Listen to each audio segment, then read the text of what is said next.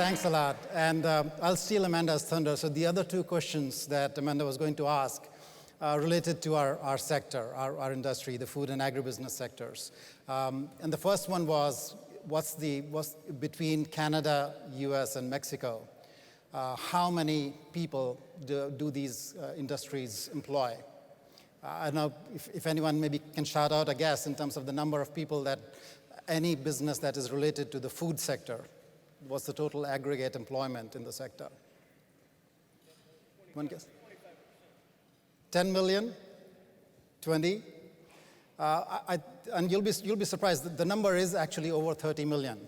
And it does not take into account people whose livelihoods depend on the agri sector, a lot of them also in Mexico as well, but who are not directly working either on the farm or in the food system.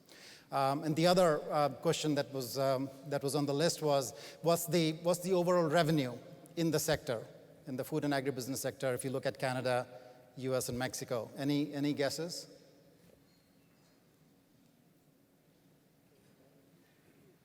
$1 trillion? That's actually right. It's over $1 trillion, US dollar equivalent, over $1 trillion. So it's great. I think our theme is quite topical today. It's great to be in a room with leaders who represent an industry that employs over 30 million people and chips in over $1 trillion in revenue every year. So it's really great that we have the ability to serve leaders in the sector. So on behalf of everyone at Rabobank, my heartfelt welcome to all of you, our clients. So if we can have a round of applause for Rabobank's clients today, that'll be great.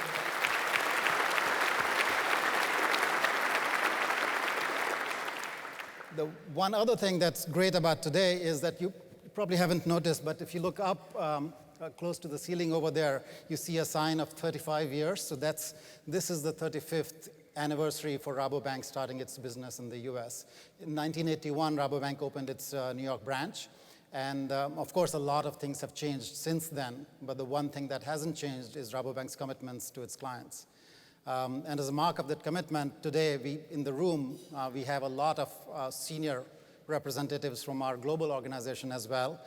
We have Lex Klosterman and Diana Bogart, the two people who are responsible for all of our client franchise on the wholesale side. We have Paul Baibour, who, as you know, is responsible for all of Rabobank Group activities in North America. We have Jan van Nieuwenhausen, who's the executive board representative for the wholesale business. And for the first time, we have the chairman of our executive board at our event, at our leadership forum today, Wiebe Dreyer. Welcome, Wiebe, as well. Another, maybe round of applause. Another novelty for us today is that we moved the venue of our event. We've been having it at the Plaza for a very long time. And Plaza, as you know, was owned by the current president-elect for a long time. We moved it from there. I don't know whether we knew what the election results are going to be or not, but we moved it from there to here on 55 Wall Street in Lower Manhattan. And New York, as you know, if this clicker works, sorry about that. So Manhattan, as you know, was first settled by the Dutch. And this is, this is the first known map of New York. And this is the only one from the Dutch period. It's called the Castello Plan. And if you look closely up at the left side of the map, you can even see a windmill over there where I think today Battery Park is.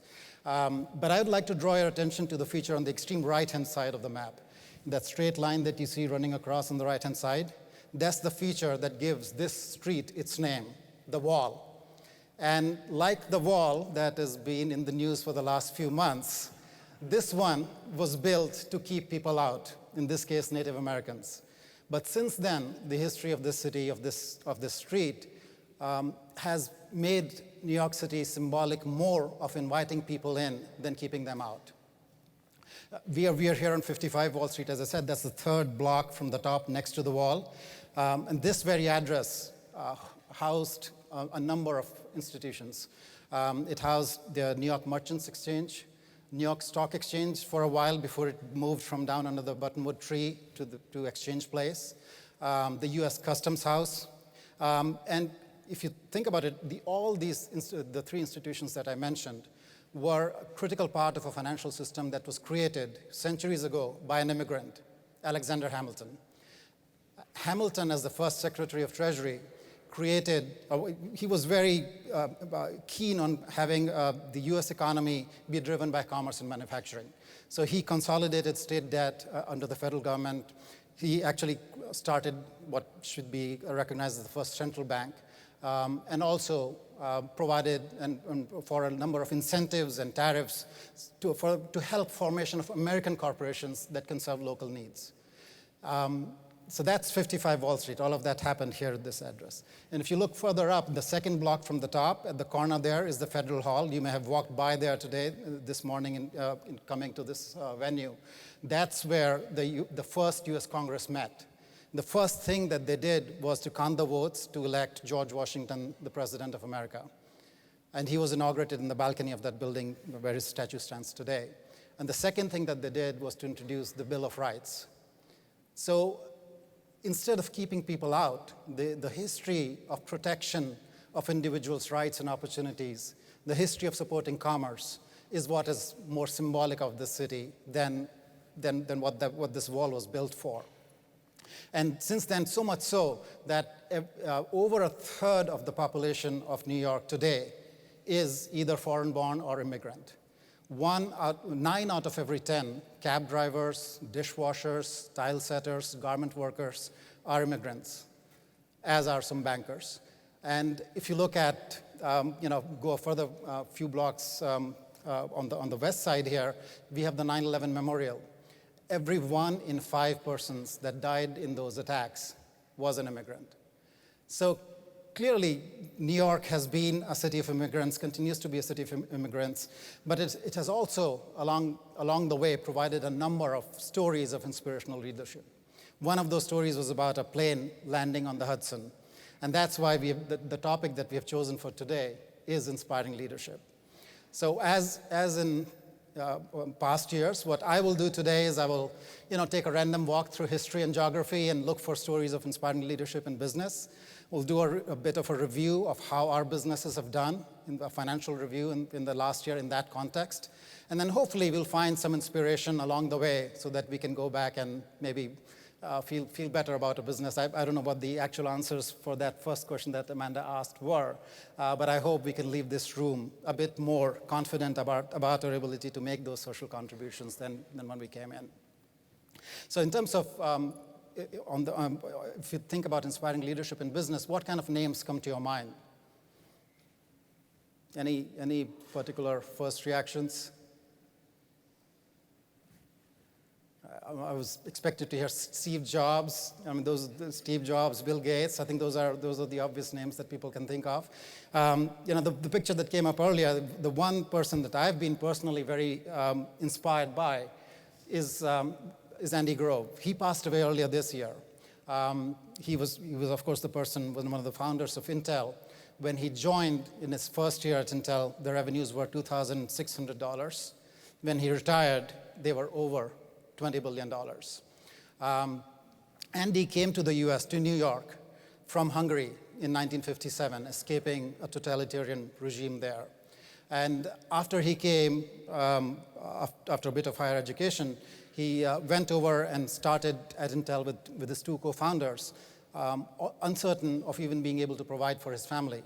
But when he left the company, when he retired, that company was worth, in terms of market cap, $200 billion. At that point in time, from 3 employees, it had 64,000 staff. And the one thing that I was always very inspired by was his focus on innovation, how he drove the culture of experimentation at all levels at Intel throughout all a number of challenges that the company faced. And so much so that if you look at an industry that is marked by successive movement of production and manufacturing to low-cost locations, today, still, Intel manufactures over 3/4 of its products in the US. And that must have taken a lot of ingenuity and focus and drive to not only continue to survive, but survive in a way that is so different from everyone else. One of his legacy is captured in the book that he wrote, which is called Only the Paranoid Survive. And one of the points that he makes in the book is this thing about strategic inflection points that businesses face at some point in their life cycle, after which they either soar to greater heights or descend into irrelevance. It may be a slow but a steady descent. In his lifetime, Andy Grove had a number of those situations, number of those inflection points that he faced. One of them was the Japanese kind of invasion of low-cost manufacturing for memory chips. That was the first one. Then the advent of personal computers. Then the internet. All of those developments, Intel had to navigate and completely almost reimagine their company along the way. But it's not only companies that face these inflection points. Societies do too.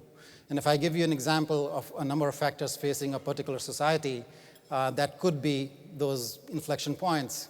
Let's take a look at one such example. So this is a society that is facing increasing waves of immigration from North Africa and the Middle East. They're facing changing trade patterns, especially decreasing long-distance trade, climate change, and resentment against the elites. Any guesses as to which country in particular I may be talking about? Perhaps somewhere in Europe? Yes? Actually, that's right, it is somewhere in Europe, but not the Europe of today. I was talking about Mycenae, over 3,500 years ago. These were exactly the factors that this society was facing. This was a very prosperous society for centuries at the time. Not only known for its wealth, but the engineering marvels that have been discovered today. Things that were not rivaled in Europe until the Roman times. They had roads, they had dams, they had aqueducts that even the classical Greek period did not have. But what happened was, for a long period of time, they had a nice balance, an economic, political, and social balance that was cornered by the three social classes, the priests, the soldiers, and the farmers. And when some of the factors that I mentioned started to disturb that balance, the society went into a tailspin and could not recover. In fact, it was completely wiped out. And if you look at the archaeological remains, there's evidence that those forts and castles that were there, they were actually burned down. So we don't know whether these were invaders or internal rebellions, but it was completely wiped out. So that is one example of what happens if you don't tackle, or if you don't have the capacity to tackle an inflection point well. Since then, of course, we've had huge amount of progress in our society, especially in the last 200 years. And this is what you can see. In the last 2 centuries, we've seen income go up tremendously. Any statistic that you look at, whether it's income, health, life expectancy, those are the ones you see on the left. But even if you look at leisure, which in the US, we may think we work very hard, but leisure time has increased substantially. So the work hours have gone from 62 hours per week, even in the US, to 40 hours per week. So any kind of indicator that you can think about of social progress, we have done quite well. And what I'd argue is the reason for that is actually a cocktail of factors that we saw here on Wall Street in the 1780s that I started with. It's the respect and protection of human rights, participatory democracy, and support for corporations as channels of capital. That has been the engine that has been driving a lot of the social progress.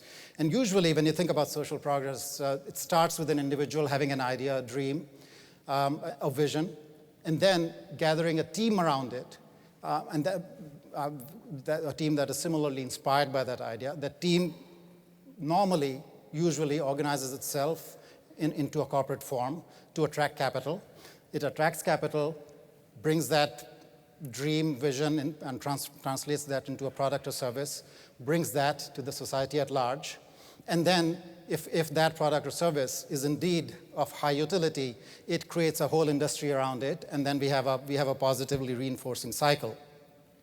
And that's what I think is the key reason for a lot of the social progress that we have seen in the last few years. So let's see how in the case of Intel, I started off with Andy Grove, let's see how in the case of Intel this circle played out.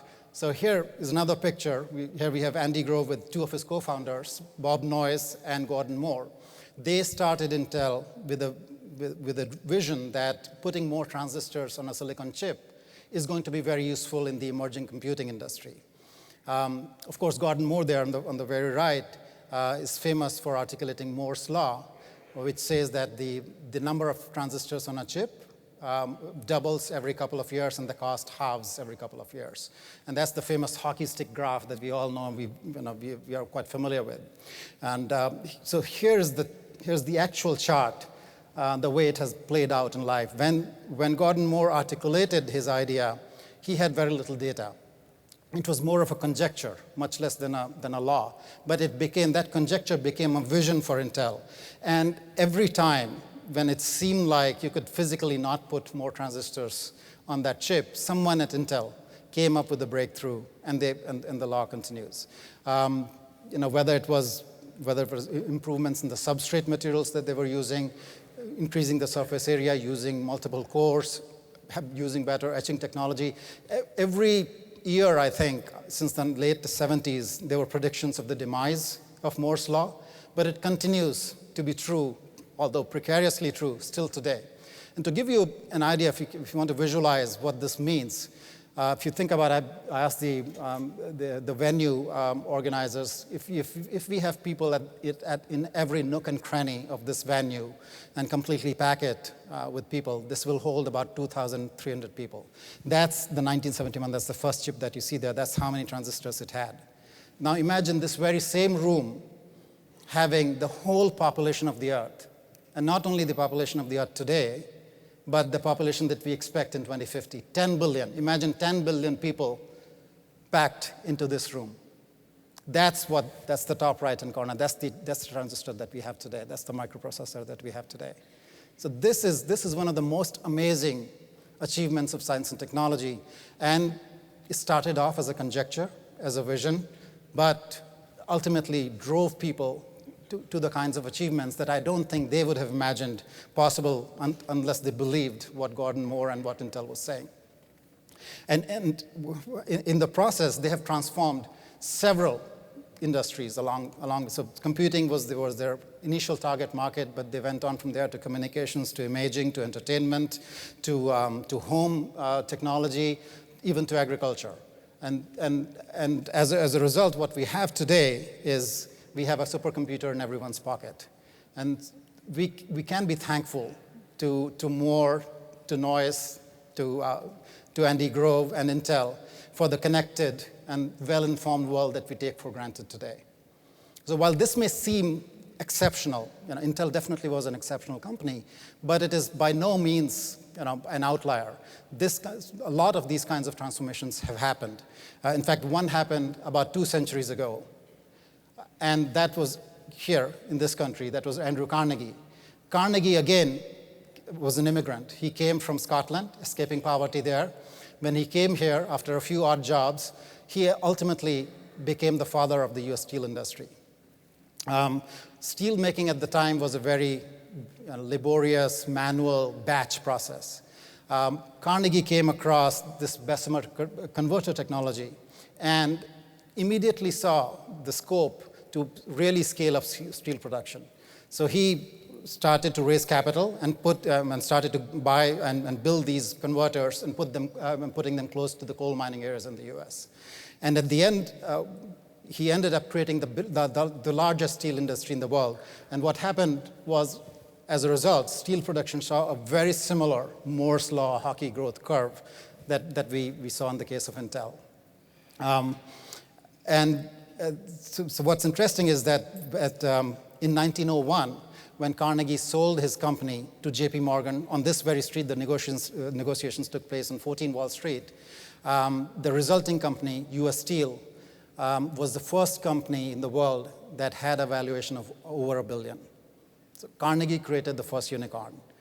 And after selling that company, he gave away almost all his wealth. So today, of course, he's known for his charity.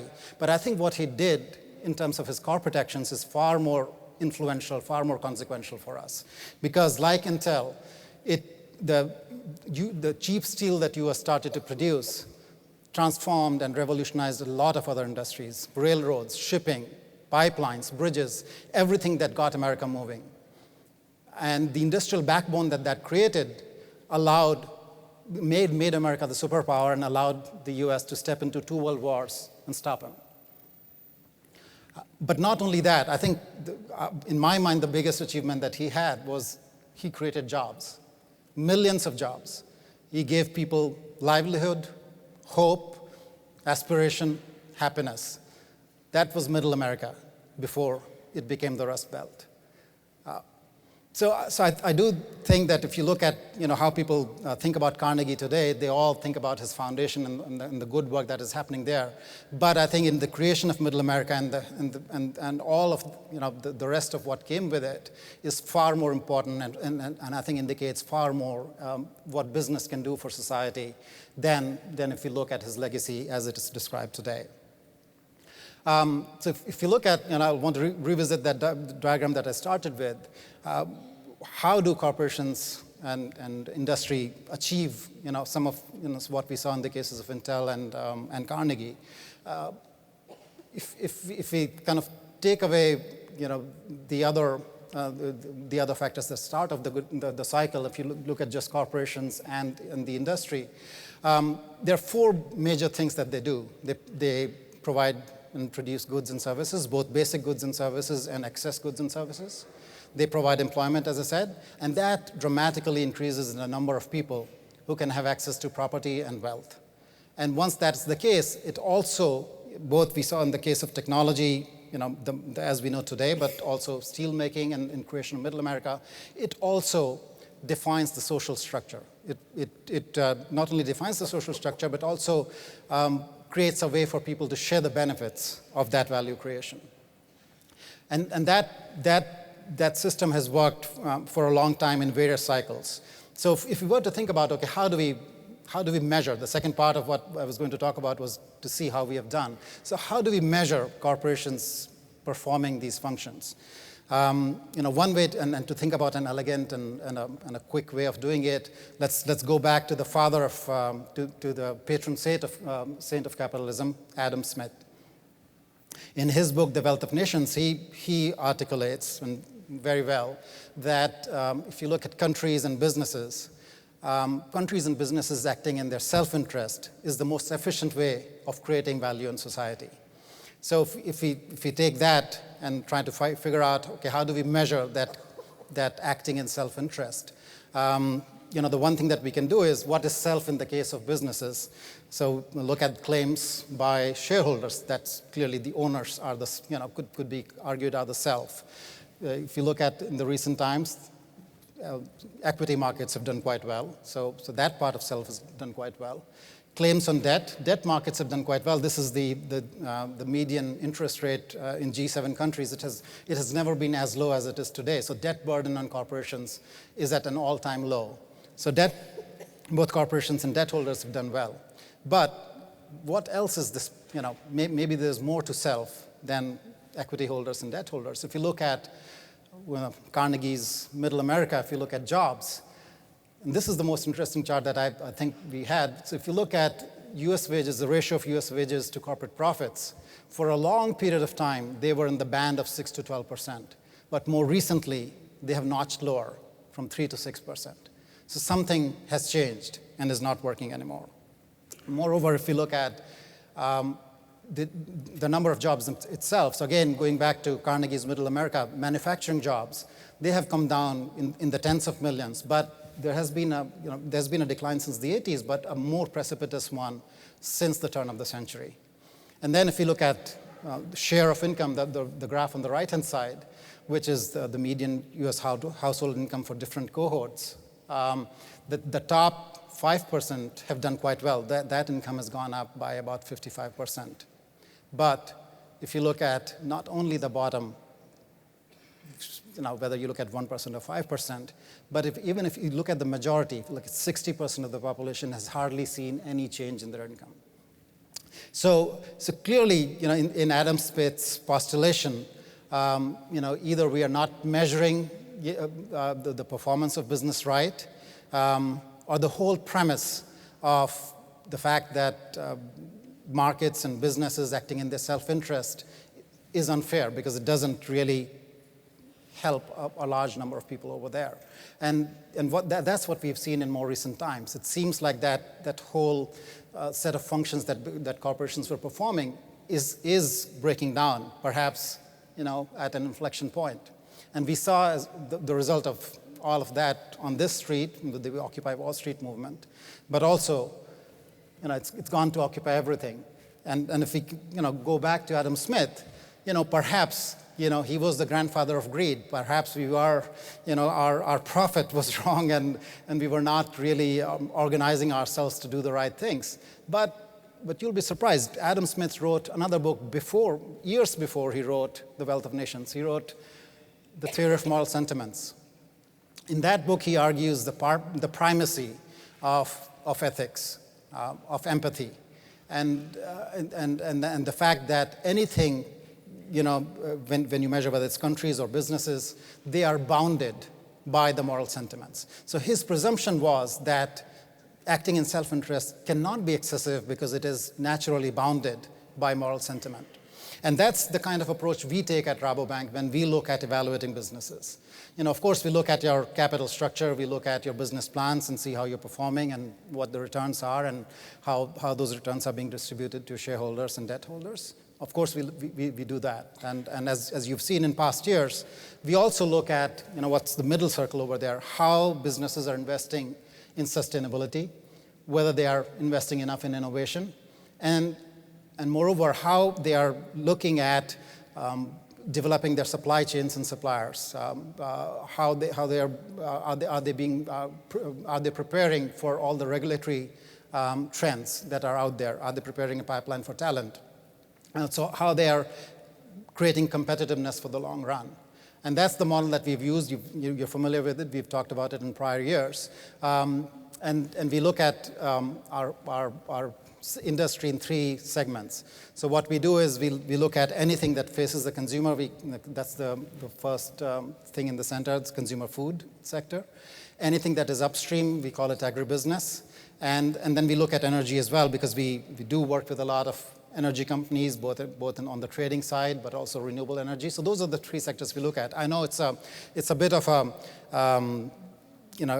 collection that has a number of different characteristics grouped into each of these sectors. But if you look at large number, we can draw some meaningful lessons.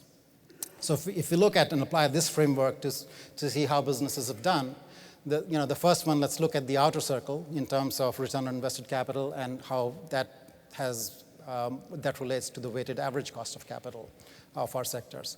So if we look at S&P 500, excellent performance, full 71% of the companies in S&P 500 performed better than their weighted average cost of capital. So their returns were higher than their weighted average cost of capital. In the consumer food sector, that percentage was even better. It was closer to 80%. So that sector has performed quite well. And agribusiness is somewhere close to average, a majority, but still a majority of the companies have created value. They've returned more than their cost of capital. The only sector that in the last year that suffered was energy, where only 21% of the companies returned higher than their cost of capital. But we have to remember that this year was supposed to be a drastic year for the energy sector. We had last year when we met, we had Saudi Arabia talking about capturing market share, which was an euphemism of trying to drive the U.S. shale business out of existence. That has not happened. So while this is not a great result, we still have shale still alive. People said that any oil price below $70 will be the end of that production. That has not happened. In fact, in the Permian Basin, many of the areas now have a sub $40 break-even point. We have had a lot of new installations in the renewable energy sector. So that sector, while the returns seem a bit lower, but I think compared to what people were predicting, this year overall for all three sectors has been quite good.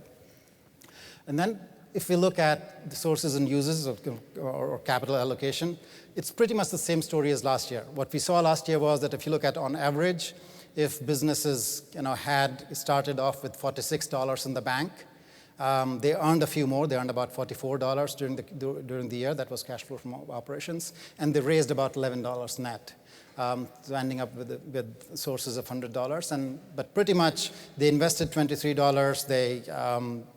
They returned to shareholders a slightly higher amount, and ended up the year with about the same amount of cash that they started with. So this has been the story for the last few years, and it continued to be true for the last year as well. And if you look at our sectors compared to the S&P 500, it's a pretty similar story.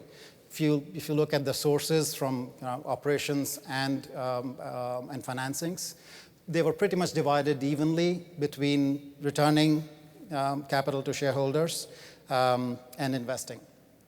But if we exclude the M&A, if we exclude M&A and if we exclude maintenance capital expenditures, the actual investments that the businesses were making were quite low, and in all cases below 25%. So investments don't seem to be happening. I think companies are still preserving cash. Then if you look at capital formation first, so if you look at asset growth over the last 10 years, S&P 500 was a little over 3%, but all the other sectors, agribusiness was a bit lower. The other sectors were also in the low single digits. So that's not a very impressive number for the period of time that we're talking about. So it has been a low growth period for our sectors. But even more surprising is if you look at the jobs that were created in each of these sectors. If you look at the market as a whole, S&P 500, yes, it was a low number, but that number, market as a whole, was more than each of our three sectors. So we have not been creating jobs. In fact, we've been creating less jobs than the market as a whole. So that's clearly not, if we were scoring ourselves on that front, we are not doing well. But then you may say that, okay, maybe the action, you're looking at listed companies, maybe the action is in the startups because they are very active. Maybe that's where value and jobs are being created, but that's also not entirely true. First of all, the number of startups has been pretty stagnant over a period of time, but not surprisingly, their capacity to create jobs has gone down tremendously. In the past, if you needed 10 people to start a company, even if it was in a garage, now with all the technology that is available, the same job can be done by 1 or 2 people. So startups are not, you need to scale up to be able to create the kind of jobs and asset capital formation that is looking. So startups are also not contributing that much. So if we come back to our framework, perhaps we can give ourselves an A on the outer circle, but definitely we are a C on the inner circle. Given that, I was trying to look for, okay, but there are examples of companies that are doing quite well on some of the factors that we mentioned on the inner circle. So I came across some examples, and the first one is not so recent, Guinness, which back in the 1860s started the very first pension plan for any industry. For its staff. But then after that, it had benefits for widows and orphans. And then in the 1870s, it added healthcare benefits for staff. So clearly, we've had some good examples of companies that do well on the inner circle. The next one, Starbucks. As you know, when Howard Schultz was asked to come back to be the CEO again of Starbucks in 2008, the company was going through a very terrible period. And one of the first calls that he fielded after he took over again as the CEO was from one of their main, one of the largest investors, institutional investor. And he pointed out that the healthcare benefits bill for Starbucks at that point in time was $300 million. It was way above its peers. And the idea of the call was to point out to Howard Schultz that that's a low-hanging fruit.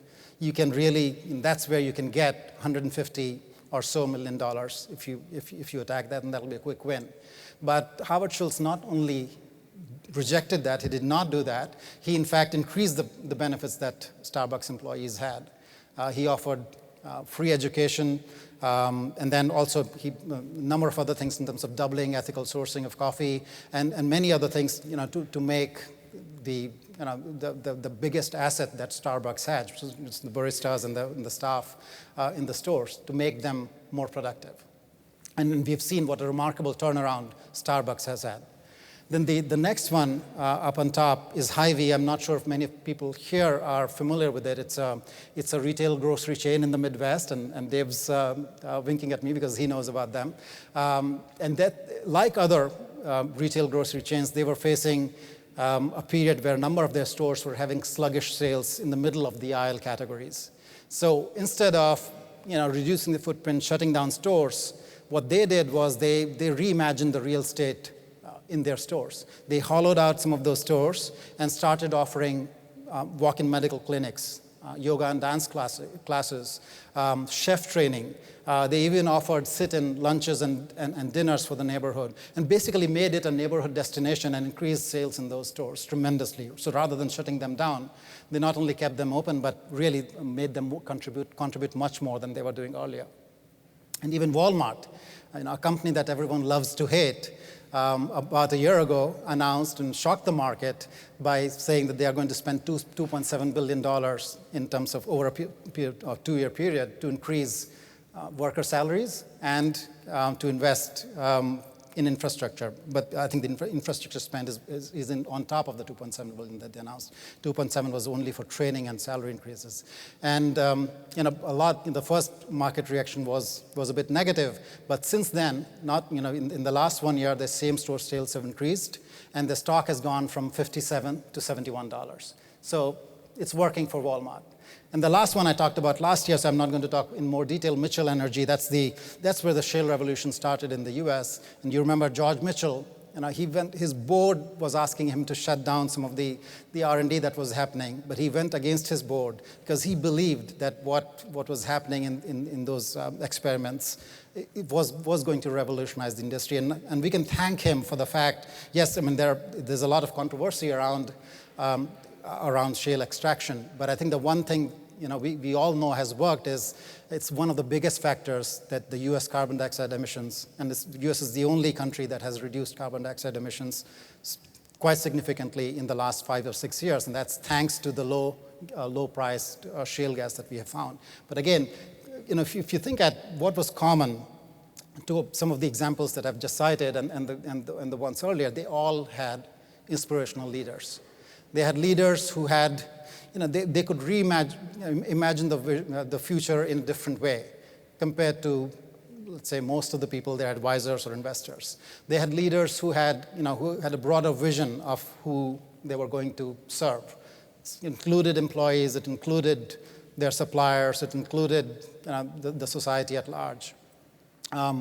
They all invested at the time when their companies were facing a lot of constraints. And not only that, all of them executed so well. So it's not that they were just doing these things and in return making a compromise as far as the performance of the companies were concerned. Each one of them improved the performance of the company at the same time they were making these investments. So I think the common factor across all of them that I found was that these leaders, they took a stand, and that may have been a counterintuitive or perhaps even a controversial stand in some of those cases. But they took a stand, they stuck by it, and they executed well. And I know in the room today, there are many of you who are doing all of that. In your daily decision-making, when you do your strategy reviews, you balance that pull and push of moral sentiments and self-interest. So I'm sure, I'm quite hopeful that we will have many more stories like this to share in future years. But I think the one thing that we can do much more. The one thing that we have working in our favor is those trends of exponential growth that we saw in the case of Intel and in the case of Carnegie as well. We have them available to us. Intel and Carnegie had to create it. We have them available to us. So if you look at, whether you look on the left-hand side, that's the population growth. It's a similar hockey stick chart. But if you look at the corollaries of that, which is the calories that will be needed, the quality of calories, the amount of energy and water that will be needed, the disposable income that this population will have, and also the amount of data that this population will use and produce. It's all going to have the same exponential hockey stick curve. And moreover, and I think if you look at our markets are creating themselves into the future. So we have that going for us. And on the right-hand side, if you look at, for the first time in a lot of years, We have science that is going to make it possible to meet those challenges and to grab those opportunities. So if you look, the amount of investment it takes to decode a genome has gone from $3 billion to less than $1,000 in a period of over just a decade. And if you think about the kind of possibilities that opens up, so genetic science can have smarter applications now compared to just being a tool to sell pesticides for GMO crops. So the kind of applications that we will be seeing now will be much more useful to society, things that people are working on, having crops that will use less water, having crops that will not use or use less chemical fertilizers and pesticides, have crops that will have special targeted nutritional value. And so I think the possibilities are immense. We don't have just one hockey stick or two hockey sticks. We have multiple hockey sticks available to us. All we need to do is to shoot the puck. And it's not only those trends. I mean, if you look at just Canada, US, Mexico, we have the best food standards in the world. We have the best labs. We have access to the best talent from all over the world. We have the best environment for intellectual property creation and protection. So with all of those trends and the leadership that we have in this room and out there in our industry, I think we can definitely take advantage of those trends and take our industry to the next level. And if you think about some of the comments I made earlier in terms of the size of our industry, which is very impressive, but we have to remember that between Canada, US, and Mexico, the total GDP, we are a 21 trillion plus economy combined. So there's no reason why our sector cannot be 10% of that. So that 1 trillion in sales that we had, we're very impressive. But there's no reason why that 1 trillion cannot be 2 trillion. There's no reason why the 30 million jobs that we currently have cannot be millions more if we invest in our commons, as they're called, in our people, in our employees, develop our suppliers and our supply chain, take advantage of emerging technologies, make sure that we are contributing to regional economic development, supporting startups and entrepreneurs. But most importantly, if we capture the narrative. I think that's where the breakdown has been. We have led the narrative to be captured by critics who are only looking at it from a narrow lens. We know, I mean, in our sectors, if you think about it, we know that we can create value. And if we are able to talk about some of the examples that are being worked upon in your companies or in the companies that you know about, whether these are your suppliers or customers, these are examples that can change the narrative and really restore it to what it should mean, which is that business is here to improve our lives and to create value for society. And as business leaders, we know firsthand that business is good because it creates value. Business is ethical because it is based on voluntary exchange. It is heroic because it feeds people. It can lift them out of poverty, and it can also create tremendous amounts of wealth. So I think we are all leaders in the tremendous system ever conceived for human cooperation and social progress. So let's make sure that we can go back and have these discussions, which you're going to have later on today, and inspire our companies to those greater heights that we think the world demands from us, and we know that we will deliver. Thank you very much.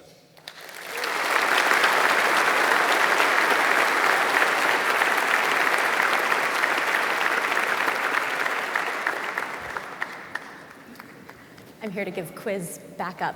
I'm here with instructions for your... Okay, all right. So in the true Rabobank tradition, we are now going to have a quiz to see if and this time we do have a prize. So whoever gets the answer right, and we are going to timestamp the answers. And Amanda has the instructions as to how you can respond to the quiz question. I do. So if you go into the app, and you open up the current session, which is Rajiv's speech, Inspiring Leadership, A Business Perspective. Once you've clicked on that, you should see a little picture of Rajiv's face. And if you scroll beyond that, just at the bottom of your screen, will be a link to the quiz. So you want to click Submit Your Response, and then you can type in your answer to the question that Rajiv will tell us now. Okay, so let's have the question. So you have to guess the company or the organization. I think that's, for those of you who've been here in the past, you know the drill. So this is a company that reimagined a category that was relatively formulaic since the 1920s. The second clue is at the helm is a charismatic, forward-looking leader who is not afraid to court controversy. I think these may seem like quite general hints, but I'm sure you will as you get more hints, you will get the sense of where this is going. This particular company or organization successfully combined several edgy and niche product attributes into a more traditional package. So, in other words, there were many trends that were out there that were popular, but only amongst niche followers. But this company packaged them into a more traditional package and made it more appealing to a wider audience. And the last hint here is the company has the most expensive product in its category, but its consumers or customers are willing to join a waiting list. So you have a few seconds, 10 seconds to type in your answers. Please do that. As I said, we do have a prize this time around, and the first person to get it right will get an award. I'll announce that at the end of the day today at 3 p.m. when we do the closing. So we'll go through all the responses. Is that enough time? Can I move on? So if people are still wondering which organization this is, we have a video clue, and in this video clue, what we did was we asked our guest of honor from last year, President Bush, we asked him what he thought about the personality that this organization was named after. So can we please have the video clue? Yeah, well, that's the way history works. Sometimes it takes a while for people to give you credit. So that was a very quick clue. I'm not sure if it created more confusion or it provided some further hints. So basically what he was saying was it takes a while for people to give you credit. I'm not sure if he was referring to himself or the person we asked the question about. So if you're still confused, we have the second part of the video clue. Can we please have that? It wasn't easy to get to where we are today, but it was dictated by and led by a vision. We're a blessed nation to have had our founders, such remarkable men. I'm sure many of you got the answer by now. Do we need more time, or everyone's done typing? We do have one last clue. It's an audio clue, and I think this one will give it away. So I hope whoever got the answer has already typed it in and sent it out. But can we now have the audio clue, please? If I throw away my shot, is this how you remember me? What if this bullet is my legacy? Legacy. What is a legacy? It's planting seeds in a garden you never get to see. I wrote some notes at the beginning of a song someone will sing for me. America, you great unfinished symphony you sent for me. You let me make a difference, a place where even orphan immigrants can leave their fingerprints and rise up. I'm running out of time, I'm running and my time's up. Wise up, eyes up. I catch a glimpse of the other side. Lawrence leads a soldier's chorus on the other side. My son is on the other side. He's with my mother on the other side. Washington is watching from the other side. Teach me how to say goodbye. Rise up, rise up, rise up, Eliza. So I don't think there's any doubt. I'm sure most of you got the answer, but I will not reveal it right now. But all I will say is that in the refrain from that song, I'm sure you will not throw away your shot. You will all rise up and be inspiring leaders to our businesses. Thank you very much.